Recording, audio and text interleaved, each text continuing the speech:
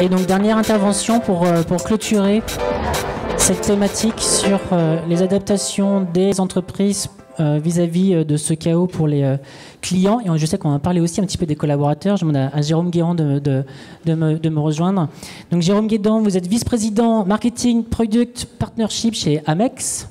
Et en préparant la rencontre et l'interview, on s'est dit que c'était peut-être pas mal quand même de rappeler, je pense que Amex c'est une belle marque, tout le monde connaît cette marque, mais c'était peut-être pas mal de rappeler un petit peu ce que faisait Amex, qui était Amex, et quelques mots d'histoire. Oui, bonjour Benjamin et bonjour à tous. Alors très rapidement, Amex a une longue histoire puisqu'elle est née en 1850, donc il y a 172 ans, au temps de la ruée vers l'ouest aux États-Unis. Vous avez tous un Lucky Luke à la maison, ce sont les diligences Wells et Fargo qui sont les fondateurs d'American Express et qui à l'époque donc s'occupaient des fonds à transférer vers l'ouest.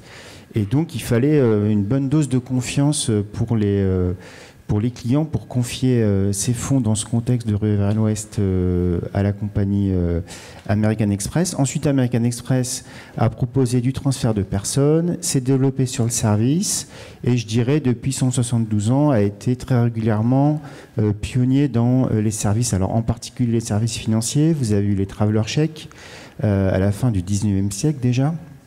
Et puis on a été les premiers à créer les cartes de paiement dans les années 50 du siècle dernier, puis les premiers à créer le programme de fidélité et la conciergerie pour les clients premium. Donc aujourd'hui, Amex, c'est un peu plus de 120 millions de cartes dans le monde en circulation, donc des cartes de paiement pour les particuliers et des cartes et des solutions de paiement pour les entreprises. Voilà ce qu'on fait, particuliers et entreprises.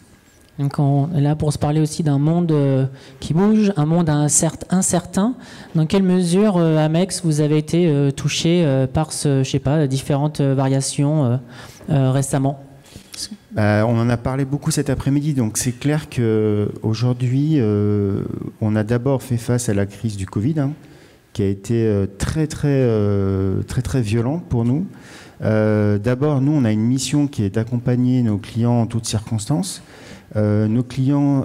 toute circonstance devient de circonstance. Voilà, donc en fait, nos clients viennent chez nous pas uniquement pour avoir un moyen de paiement, mais surtout pour avoir des services et des avantages et un accompagnement.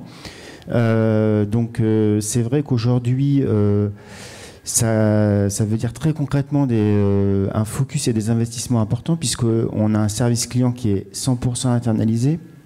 Avec donc des collaborateurs American Express. On a des couvertures d'assurance très importantes et quand le Covid est arrivé, on peut vraiment parler de chaos puisque nos clients qui ont l'habitude de voyager se sont retrouvés donc dans des circonstances absolument imprévisibles où on a fait face à des demandes notamment d'indemnisation de voyage donc en mars et avril 2020.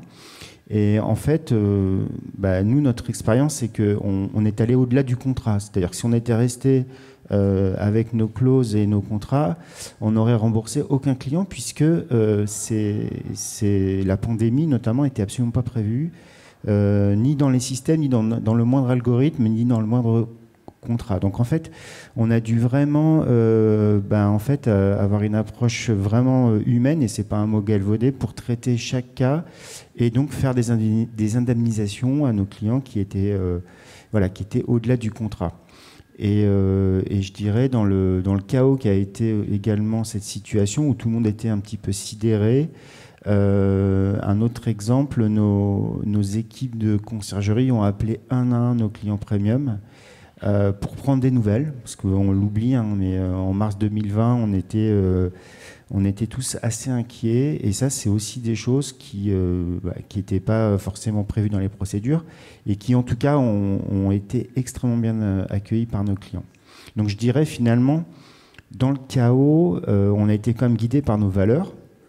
Ça fait 172 ans qu'Amex est là et je pense qu'elle a déjà rencontré pas mal de vicissitudes, mais là le Covid c'en était une de plus et c'est vraiment nos valeurs qu'on a suivies qui nous ont permis d'en sortir et d'avoir fait des choses entre guillemets, au-delà du contrat et au-delà de ce qu'on aurait pu faire normalement. Oui, les limites de ce qu'on peut planifier dans une relation client qui va être traduit dans des process, une organisation, un contrat. Et tout d'un coup, on a une zoonose comme la Covid et vous êtes obligé de vous adapter et de passer outre finalement une... Exactement. Et ce que je trouve intéressant, c'est que finalement, en fait, c'est nos collaborateurs qui ont joué un rôle central. Je vous parlais de l'exemple de la conciergerie. Évidemment qu'on a envoyé des courriers, évidemment qu'on a géré beaucoup de choses à distance, parce qu'on ne peut pas avoir forcément une relation one-to-one avec tout le monde. Mais en tout cas, sur nos clients premium, nos collaborateurs ont appelé un à un chaque client. Et ça a été d'abord, d'ailleurs, spontanément une proposition de nos collaborateurs. Et puis, l'analyse de toutes les demandes d'indemnisation dans une situation totalement de panique a nécessité aussi une mobilisation très très importante de nos collaborateurs. Donc voilà, les valeurs, c'est des choses qu'on met en avant très souvent en période de calme, mais le plus important, c'est vraiment de les incarner et de les mettre en œuvre dans les périodes de tempête. Donc on a parlé de la Covid, des sujets autour du dérèglement climatique. Est-ce que vous avez des innovations? Comment votre marketing évolue et prend en compte ces sujets-là, par exemple? Alors, nous, on est dans une société de services, donc c'est moins évident d'avancer sur des sujets environnementaux. Pour autant, nos clients sont des citoyens, sont très engagés. On a remarqué, nous, parce qu'on a beaucoup, on en a parlé dans d'autres interventions tout à l'heure, mais nous, on a également beaucoup de manières de capter, collecter leurs attentes. Enfin, la première étant déjà les interactions que nous avons au téléphone dans nos services clients internalisés. Mais clairement, nous, on a noté une vraie prise de conscience de nos clients. Un autre point intéressant, c'est que nos clients, en fait, sont très, on va dire, sont très concernés, mais n'ont pas le temps de s'occuper de ces choses-là. Donc, ils sont frustrés et donc ils attendent de notre part qu'on leur fasse des propositions, qu'on leur donne le moyen de pouvoir agir concrètement. Donc, en fait, fort de ce constat, en fait, on a mis en place, et c'est récent, on a mis en place en début d'année un partenariat avec Reforest Action, donc, qui est une entreprise Bicorp qui s'occupe de régénérer des forêts en France et dans le monde entier. Je dis bien régénérer, c'est pas uniquement planter des arbres, hein, il y a une approche vraiment très large d'écosystèmes à régénérer, de biodiversité. Et en fait, on a fait un partenariat avec Reforest Action qui permet à nos clients, via notre programme de fidélité, de participer concrètement à la régénération de forêts. Et donc aujourd'hui, nos clients dépensent de l'argent, gagnent des points de fidélité et ont désormais la possibilité d'utiliser ces points pour participer à la régénération des forêts.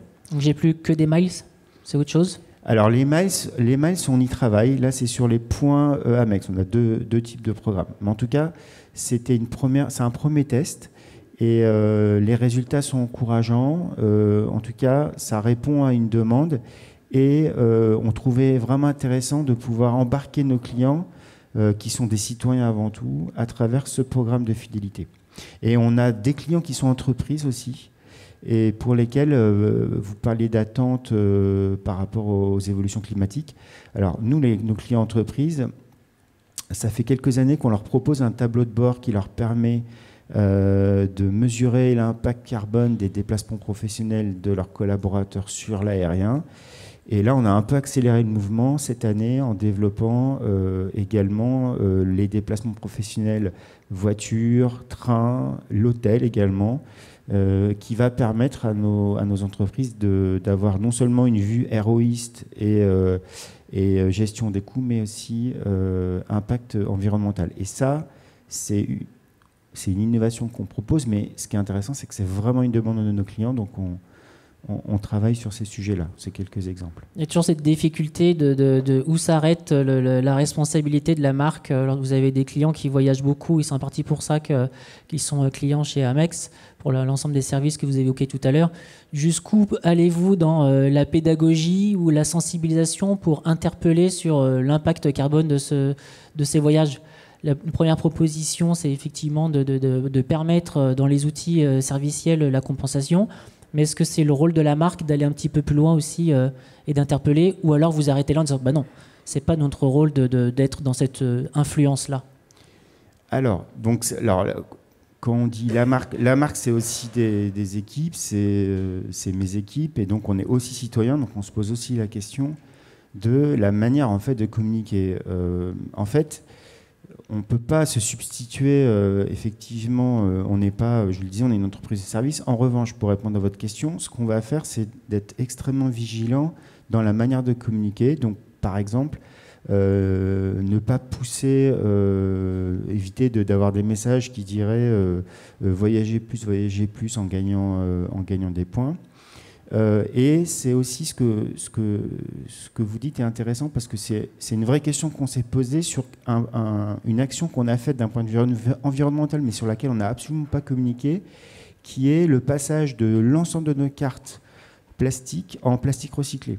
Donc vous avez des acteurs sur le marché qui ont communiqué sur le sujet en disant ma carte est recyclée.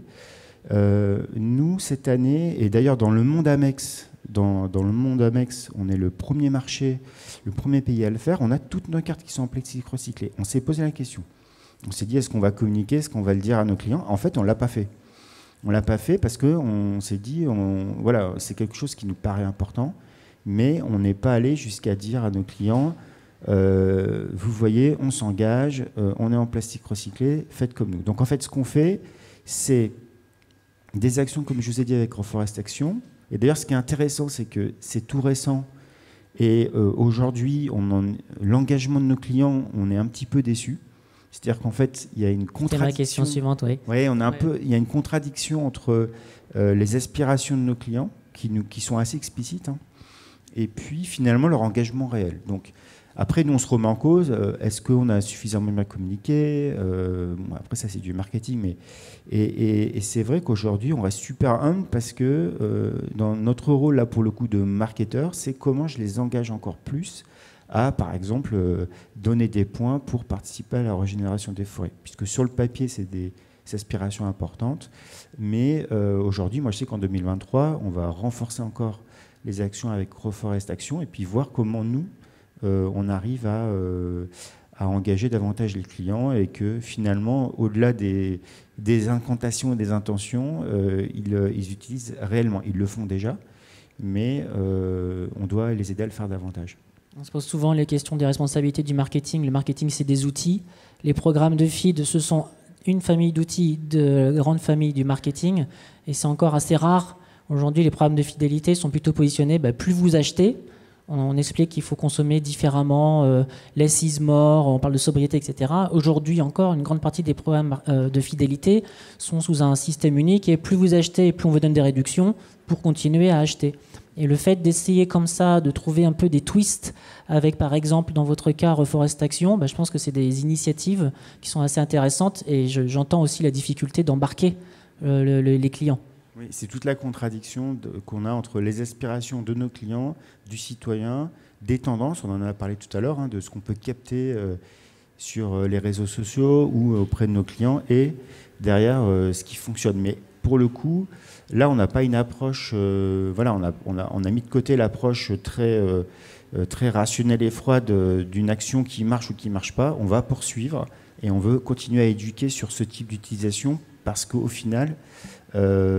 à notre échelle, on veut essayer de contribuer à développer un comportement vertueux de nos clients dans l'utilisation des points qu'ils vont gagner au moment de leurs achats. En fait. Peut-être une dernière question avant de faire notre pause, et ça sera peut-être une transition avec une des prochaines thématiques qu'on traitera après la pause. Vous me disiez aussi en préparant l'interview que vous étiez plutôt content et assez fier de la façon dont les collaborateurs étaient traités chez Amex, avec un certain nombre d'initiatives autour de l'inclusion, etc. Juste, vous allez en toucher deux mots. Et je trouvais ça très intéressant parce qu'on parle beaucoup du chaos qu'il y a autour de nous.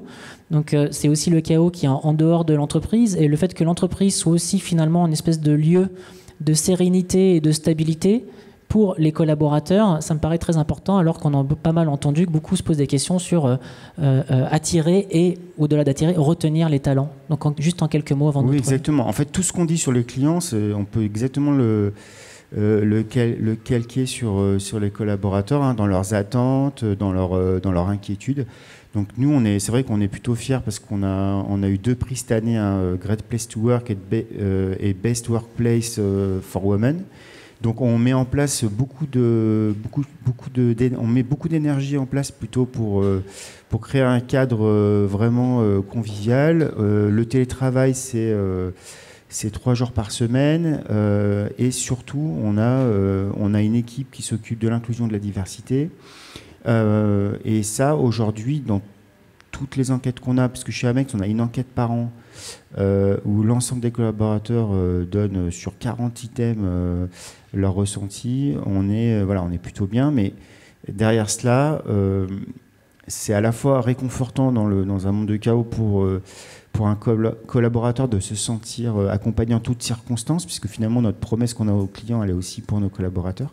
Mais demain, et je pense que tout le monde dans la salle est d'accord, c'est juste indispensable pour pouvoir attirer les talents et faire la différence, parce que aujourd'hui on n'a plus de collaborateurs qui sont prêts à venir dans une entreprise qui n'a pas de valeur, ou en tout cas qui n'incarne pas ses valeurs, parce qu'on peut afficher des valeurs, et qui n'a pas qui n'est pas guidé par des valeurs et qui n'incarne pas au quotidien ces valeurs. Merci Jérôme. Donc les talents, on en parlera juste après la pause. Ouais, merci. Je vous propose 20 minutes de pause, donc on se retrouve à 16h20. À tout de suite.